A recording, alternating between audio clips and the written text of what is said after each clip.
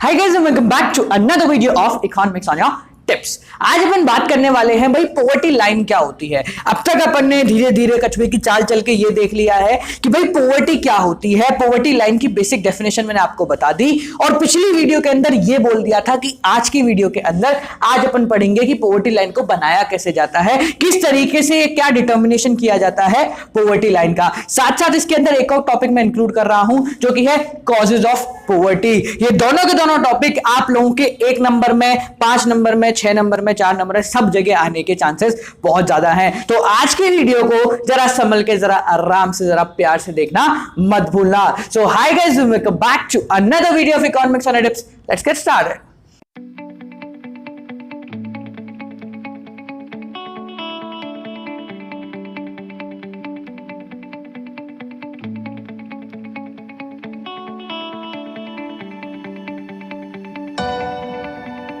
सो guys देखो, आज सबसे पहले अपन पढ़ते वाले हैं कि पॉवर्टी लाइन का डिटर्मिनेशन किस तरीके से किया गया है, यानी कि किसको मैं गरीब बोलूंगा और किसको मैं अमीर बोलने वाला हूं। देखो बड़ा सिंपल सा कॉन्सेप्ट है। पहले आपको एक बार पॉवर्टी लाइन बता दूं तो भाई पॉवर्टी लाइन का मतलब होता है एक ऐसी लाइन जो कि टोटल पॉपुलेशन को 2 टुकड़ों में बांट देती है। एक टुकड़े को कहते हैं पुअर और दूसरे को कहते हैं नॉन पुअर। एक गरीब और दूसरा नहीं गरीब, यानी एक गरीब है और दूसरा गरीब नहीं है, अमीर की बात नहीं कर रहे हैं। तो यहां अपन बात करने वाले हैं कि पॉवर्टी लाइन का डिटर्मिनेशन किया कैसे जाता है, या सरकार किसको गरीब मानती है या किसको गरीब नहीं मानती। तो बेसिकली अगर अपन माने तो 2 तरीके से पॉवर्टी लाइन का डिटर्मिनेशन किया जाता है। वो दोनों तरीके हैं कंजम्पशन बेसिस पे, या तो खाने के बेसिस पे या उड़ाने के बेसिस पे, या तो कैलोरी कंजम्पशन या मंथली एक्सपेंडिचर। क्या बोला, या तो खाना या उड़ाना। इन दोनों तरीकों से मिलाकर आप पॉवर्टी लाइन का डिटर्मिनेशन करते हैं। सबसे पहले देखते हैं खाने के तरीके में, यानी मिनिमम कैलोरीज कंजम्पशन क्राइटेरिया। क्या बोला, मिनिमम कैलोरीज कंजम्पशन क्राइटेरिया। कम से कम कितनी कैलोरी कंज्यूम कर रहे हैं। कैलोरी आज अपन क्या करते हैं, आज जो अमीर होता है वो खाना पचाने के लिए भागता है और जो गरीब होता है वो खाना कमाने के लिए भागता है। इसी तरीके से मिनिमम कैलोरी कंजम्पशन क्राइटेरिया, यानी कम से कम कितना कंज्यूम करता है एक व्यक्ति, उसके हिसाब से गरीबी बताई जाती है। तो अगर अपन गांव की बात करें तो सरकार ने क्या डिसाइड किया है, अगर गांव के अंदर आप per day 2400 calorie 2400 calorie consume करने में सक्षम नहीं है तो आप गरीब हैं। वापस सुनना, गांव के अंदर अगर आप पर डे 2400 कैलोरीज कंज्यूम करने के सक्षम नहीं हैं तो आप गरीब हैं। यहां सक्षम बोला गया है, यानी कि एबल। आप ये नहीं कह रहे कि मैं डाइट पे हूं तो मैंने 1800 कैलोरी कंज्यूम करी, मैं गरीब हो गया। अगर आप 2400 कैलोरी कंजम्पशन में सक्षम नहीं है तो आप गरीब है। कहां, गांव में। समझ में आ गया कॉन्सेप्ट क्या है, कि अगर गांव में रह रहे हो तो 2400 कैलोरी, शहर में रह रहे हो तो 2100 कैलोरी कंज्यूम करने के एबल टू यानी कि आप सक्षम नहीं हैं। अगर आप सक्षम हैं और अपनी इच्छा के अनुसार कंज्यूम नहीं कर रहे हो तो उसको आप गरीब नहीं कहोगे। तो सरकार के अनुसार अगर गांव में 2400 कैलोरी और शहर में 2100 कैलोरी कंज्यूम करने के एबल टू नहीं हो आप, सक्षम नहीं हो आप, तो आप क्या हो, गरीब हो। अब आपने एक चीज सोची होगी कि गांव में कंजम्पशन थोड़ा सा ज्यादा है और शहर में कंजम्पशन थोड़ा सा कम है, ऐसा क्यों है? तो इसका साधारण सा लॉजिक यह है कि गांव में रहने वाले व्यक्ति हाथ मजदूरी ज्यादा करते हैं, यानी कि हाथ से काम ज्यादा करते हैं, जबकि शहर में रहने वाले व्यक्ति बैठकर काम करना ज्यादा प्रेफर करते हैं या फिर ज्यादा बैठकर काम करते हैं। तो इसीलिए जो ज्यादा काम करेगा उसको ज्यादा कैलोरी की रिक्वायरमेंट है और जो कम काम करेगा उसे कम कैलोरी की रिक्वायरमेंट होती है। इसी बिना पे सरकार ने minimum calorie consumption criteria decide किया गया है। सिंपल सा कॉन्सेप्ट है। मैं ध्यान रखना, मेरी वीडियोस के अंदर जब भी मैं किसी भी डेटा का यूज करता हूं, that data is useful, that data is important according to your examination. कोई भी एग्जाम दे रहे हो आप, भले ही 12th का दे रहे हो, भले यूजीसी नेट का दे रहे हो, भले ही आईएएस का दे रहे हो, यूपीएससी, किसी का भी आप एग्जाम दे रहे हो, अगर आपके ये टॉपिक है तो जो जो डेटा मैं कंज्यूम कर रहा हूं, जो जो डेटा मैं लिख रहा हूं, कंज्यूम नहीं, जो जो डेटा मैं लिख रहा हूं वो डेटा आप लोगों के बहुत काम का है। ठीक है, समझ में आ गया? ठीक है, नहीं ठीक है, समझ में आ गया। नेक्स्ट जो पॉइंट आता है वो आपका है मिनिमम कंजम्पशन एक्सपेंडिचर। खाने की बात हो गई, अब उड़ाने की बात करते हैं, यानी खर्चा करने की बात करते हैं। तो सरकार ने जब खर्चा करने की बात करी तो खर्चा करने के हिसाब से कौन गरीब कहला सकता है? जो व्यक्ति मंथली 816 रुपए मंथली, 816 रुपए खर्च नहीं कर सकता। जो व्यक्ति गांव में रहकर मंथली 816 रुपए खर्च नहीं कर पाता वो कहलाता है गरीब। अगर रफ फिगर माने तो सरकार ने जो डेली बेसिस पे क्राइटेरिया दिया था ये मंथ बेसिस पे है। अगर आप डेली बेसिस के क्राइटेरिया को देखना चाहते हैं तो ऑन एन एवरेज करीब 32 रुपए डेली अगर आप खर्च नहीं कर सकते, रेट बढ़ रही है, वैल्यू डाउन हो रही है। ठीक है, तो अगर आप गांव में रहते हो तो गांव में रहने के बाद अगर आप पर डे 816, पर डे नहीं पर मंथ 816 रुपीस का एक्सपेंडिचर नहीं कर पाते तो आप गरीब आते हो, गरीब की श्रेणी में आते हो। और अगर आप शहर में रहते हो तो आपका जो कंजम्पशन हो जाता है, जो एक्सपेंडिचर, कंजम्पशन एक्सपेंडिचर जो हो जाता है वो है 1407 रुपए मंथली। यानी कि अगर आप शहर में रह रहे हो और आप 1407 रुपए पर मंथ खर्च करने के सक्षम नहीं हो तो आप कहलाओगे गरीब सरकार के हिसाब से। और इसका रफ एस्टिमेट अगर अपन लगाएं तो 47 रुपीस पर डे। ये जो रफ एस्टिमेट है ना, ये मैं मेरी इच्छा से नहीं लगा रहा हूं, ये रफ एस्टिमेट भी सरकार ने बताया गया है। ठीक है, ये मंथली बेसिस पे पहले बताया गया था, उसके बाद अगर पर डे बेसिस पे बताएं तो इतना आता है।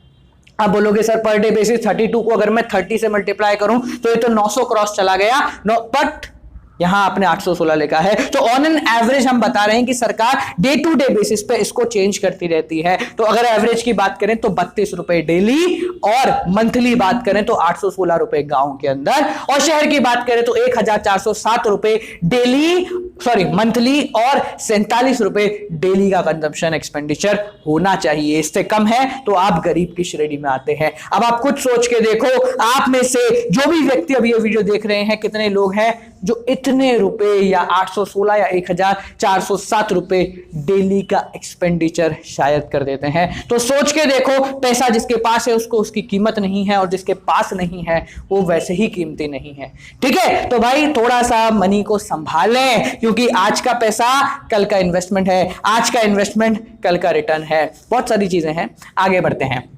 अब एक छोटी सी चीज और जो कि आप लोगों के एग्जाम में 1 मार्क्स में पूछी जा सकती है। अगर अपन वर्ल्ड बैंक की बात करें तो जो वर्ल्ड बैंक है उसने भी पॉवर्टी का एक ग्लोबल क्राइटेरिया डिसाइड किया गया है। यानी कि पूरी दुनिया का एक ही क्राइटेरिया अगर वर्ल्ड बैंक ने डिसाइड किया है तो उस क्राइटेरिया के अकॉर्डिंग अगर आप डेली बेसिस पे $1.90, ये हमारे से तो बहुत ज्यादा है बट स्टिल पूरा ग्लोबल क्राइटेरिया है, इसलिए तो अगर आप डेली बेसिस पे $1.90 खर्च नहीं कर पाते हैं then you will come under poverty line. ठीक है, तो करीब 100 150 200 रुपए करीब ये हो जाते हैं। ठीक है, तो 5-6 हजार रुपए का consumption expenditure, that is not a big deal. जो भी शहर में रह रहा है उसके लिए उसको पता है कि जो देखो यहाँ पे जो कंजम्पशन एक्सपेंडिचर है ना, ये इधर उधर के खर्चे नहीं आते, ये आपका खाना पानी रहना सब इंक्लूड हो जाता है। तो आपको खुद पता नहीं चलता कि शायद आप पर डे 1000 रुपीज तक उड़ा देते हैं, क्योंकि आप खाना भी खाते हैं, रहते भी हैं, बिजली भी है, फोन भी है, पानी भी है, सब चीजों का मिला के आपका जो खर्चा हो जाता है वो 500 से 1000 रुपए मिनिमम चला जाता है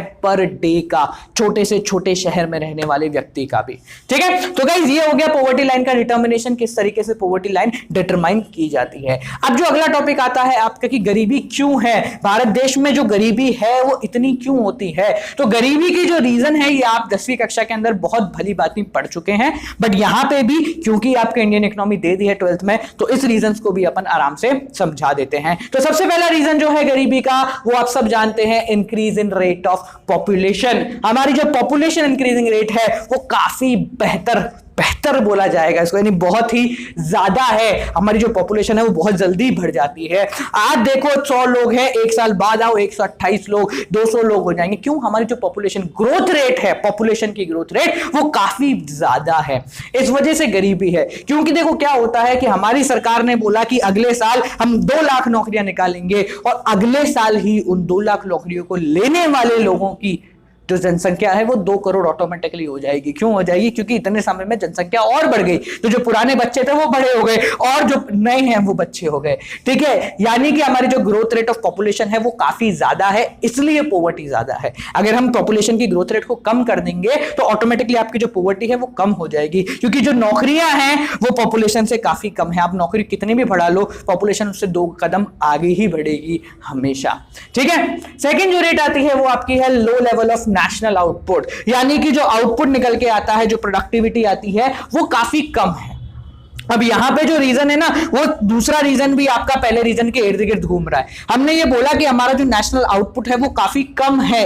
वो कम इसलिए है क्योंकि उसको कंज्यूम करने वाली पॉपुलेशन बहुत ज्यादा है। हमने अगर 100 किलो अनाज उगाया तो 1000 किलो की नीड आ गई, 1000 किलो उगाया तो 10,000 की नीड आ गई, 10,000 किलो तो 1 लाख की नीड आ गई, क्योंकि हम जितनी देर में अनाज उगाते हैं उतनी देर में बहुत सारे बच्चे आ जाते हैं। तो इसीलिए हमारी जो ग्रोथ रेट ऑफ पॉपुलेशन है उसकी वजह से उसके सामने हमारा नेशनल आउटपुट जो है वो काफी छोटा, काफी कम लगता है। कहते हैं ना, एक बॉडी बिल्डर है, दूसरा उससे भी बड़ा बॉडी बिल्डर है, तो बड़े वाले के सामने छोटा वाला ऑटोमेटिकली बच्चा लगेगा। इसी तरीके से आपकी जो नेशनल आउटपुट है वो है तो ज्यादा, पर इतना है और उसके सामने पॉपुलेशन इतनी है, तो ऑटोमेटिकली वो बेचारा बच्चा ही लगता है। इसी वजह से हमारे यहां खाने पीना रहने इसकी कमी आती है। थर्ड जो पॉइंट है वो है इन्फ्लेशन। अब भाई अगर क्लास 12th में हो, इन्फ्लेशन का मतलब नहीं पता तो बता देता हूं। इन्फ्लेशन का मतलब होता है increase in general price level, साधारण भाषा में महंगाई, हर चीज में महंगाई होना। अब ये जो महंगाई का कॉन्सेप्ट है ना, ये ऊपर के दोनों पॉइंट पे लिंक कर जाता है। कैसे? आउटपुट कम है, लोग ज्यादा हैं, डिमांड ज्यादा है, सप्लाई कम है, जनरल प्राइस लेवल ऑटोमेटिकली बढ़ जाएगा। आप लोगों ने पढ़ा है, मैक्रो के अंदर और माइक्रो के अंदर दोनों जगह मैंने पढ़ाया है। फोर्थ पॉइंट आता है high level of migration from rural areas. अब भाई कौन कौन महानुभाव है जिसको माइग्रेशन का मतलब नहीं पता? तो माइग्रेशन का मतलब होता है आपका पलायन करना। पलायन करने को साधारण भाषा में अंदर बोलते हैं एक जगह से दूसरी जगह जाना। तो हमारे देश के अंदर एक बहुत बड़ा रूल है। जो रूल क्या है कि अगर आप छोटे शहर से हो या गांव से हो तो आपको पढ़ने के लिए और नौकरी करने के लिए बड़े शहर जाना पड़ेगा।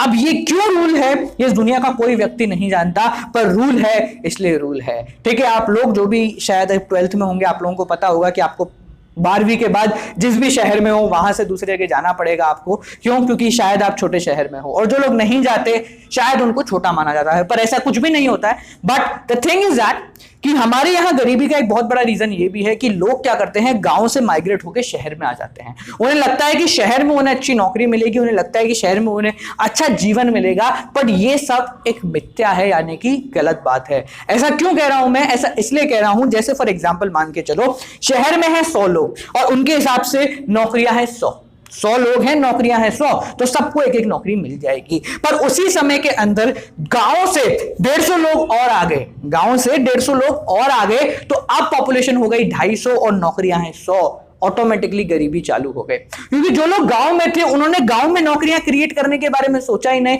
उन्होंने ये नहीं सोचा कि अगर वो छोटे शहर में है तो वहां पे भी उन्हें बहुत अच्छी एम्प्लॉयमेंट अपॉर्चुनिटी मिल सकती है। ये सब सोचे बिना वो शहर में आ जाते हैं, और शहर में आने के बाद शायद उन्हें नौकरी मिल जाती है या नहीं मिलती है, दैट इज समथिंग डिफरेंट। ठीक है, बट वो शहर में आ जाते हैं क्योंकि उनकी सोसाइटी को ऐसा लगता है कि अगर शहर में मैं आ जाऊंगा तो आपका जीवन पहले से बहुत बेहतर हो जाएगा। और हजारों लोग, लाखों लोग आप लोगों ने भी देखे होंगे और मैंने भी देखे हैं, जो अपने शहर में रहकर 25,000 कमा रहे हैं और बाहर जाके 30 कमा रहे हैं और 30 में खुश हैं, पर एक्चुअल में वो 30 कुछ भी नहीं है। आना जाना, ट्रेवलिंग, रहना करना, आपके पास कुछ नहीं बचेगा। घर में रहोगे तो बहुत कुछ बचेगा। मैं ये नहीं कह रहा कि डेवलपमेंट नहीं होना चाहिए, पर जहां आप हो अगर वहां आपके लिए अपॉर्चुनिटीज अवेलेबल है, अगर आप में इतनी क्षमता है कि अपॉर्चुनिटी क्रिएट कर सकते हो, तो आपको वहां रहकर करनी चाहिए। और अगर लगता है कि यहां कुछ नहीं है, जो मैं चाह रहा हूं वो यहां पॉसिबल नहीं होगा, प्लीज प्रोसीड जहां आप जाना चाहते हैं। बट जो प्रॉब्लम है वो ये है हमारे यहाँ की लोग गांव से शहर में आ जाते हैं तो गांव में एम्प्लॉयमेंट अपॉर्चुनिटी बनी नहीं पाती,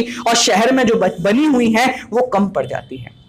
फोर्थ पॉइंट आता है आपका अनएम्प्लॉयमेंट। सारी चीजों की जड़ अनएम्प्लॉयमेंट, यानी कि बेरोजगारी। अब यहां जो बेरोजगारी है, यहां बेरोजगारी का मतलब यह होता है कि वो लोग जो काम करना चाहते हैं और कर सकते हैं at the existing wage rate, उन्हें काम मिल जाए। सीधी सी बात है कि यहां पर भारत देश के अंदर बेरोजगारी काफी ज्यादा है। ज्यादा होने की वजह मैंने आप लोगों को पिछले पॉइंट के अंदर बता दी है। हम जिस चीज में सक्षम हैं, हम जिस चीज में एबल हैं, हम वो नहीं करना चाहते। हम वो करना चाहते हैं जिस चीज में पैसा है। हम ये कभी नहीं सोचते कि जिसमें मैं अच्छा हूं मैं उसमें पैसा बना सकता हूं। हम ये सोचते हैं कि जिसमें पैसा है उसमें मुझे अच्छा होना है। इसका साधारण एग्जांपल अगर आप देखें तो किसी भी सरकारी नौकरी के एग्जाम देख लेना, पोस्ट होंगी 10,000 और एप्लीकेशन होंगे 10 लाख, 1 करोड़।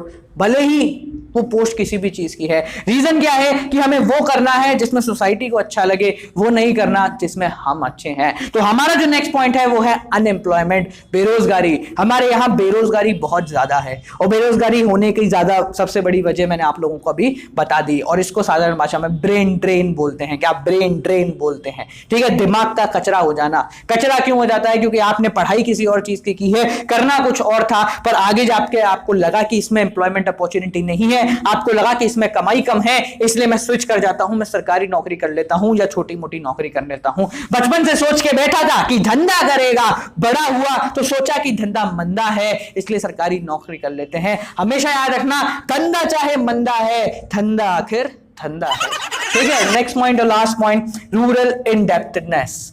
अब ये क्या है? ये कौन सी चिड़िया की है?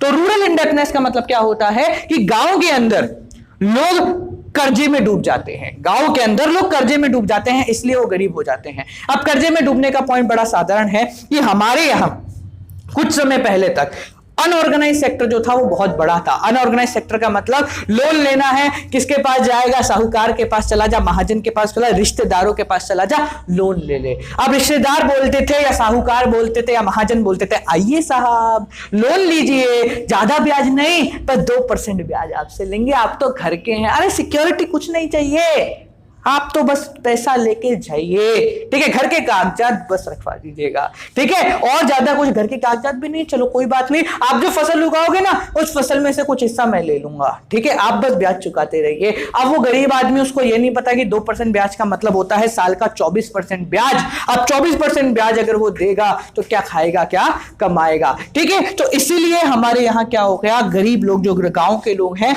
वो इसमें फंसते गए, जाल में फंसते गए। कौन सा जाल? गरीबी का जाल। कौन सा जाल? कर्जे का जाल। इसके अंदर वो फंसते जाते हैं, इस वजह से वो कभी डेवलप हो ही नहीं पाते और अल्टीमेटली वो गरीब रह जाते हैं, ठीक है। तो गाइस ये 6 पॉइंट मैंने आपको बताया, इसके अलावा आप 10 पॉइंट और लिख सकते हैं अपनी इच्छा के अनुसार, ठीक है, जिसमें एक इलिटरेसी भी आ सकता है कि हमारे यहाँ पढ़े लिखे लोग कम ही हैं, ठीक है। अब बढ़ रहे हैं, देखो हर चीज होने में समय लगता है। अगर मैं ये बोलूं कि आज आप पढ़ोगे कल टॉप कर जाओगे, इट इज नॉट पॉसिबल, हर चीज में समय लगता है। 12वीं को अगर खत्म करना है तो 1 साल का समय आप लोगों को चाहिए। सिमिलरली अगर देश का विकास करना है तो 10 साल का समय चाहिए होता है। आपसे कल फिर मिलेंगे, मेक श्योर गाइस ध्यान से पहले मेरी बात सुन लो, फिर आगे अपन बात करेंगे। गाइस हमारा जो नया स्टार्टअप है वो बड़ी जल्दी आने वाला है, उसकी फाइनल टेस्टिंग जो है स्टार्ट हो चुकी है और कुछ ही समय के अंदर, कुछ ही समय, बिल्कुल कुछ ही समय, मतलब कुछ भी, कभी भी, कैसे भी, कभी भी मैं वीडियो रिलीज कर दूंगा, उससे रिलेटेड हमारी सारी तैयारियां हो चुकी हैं।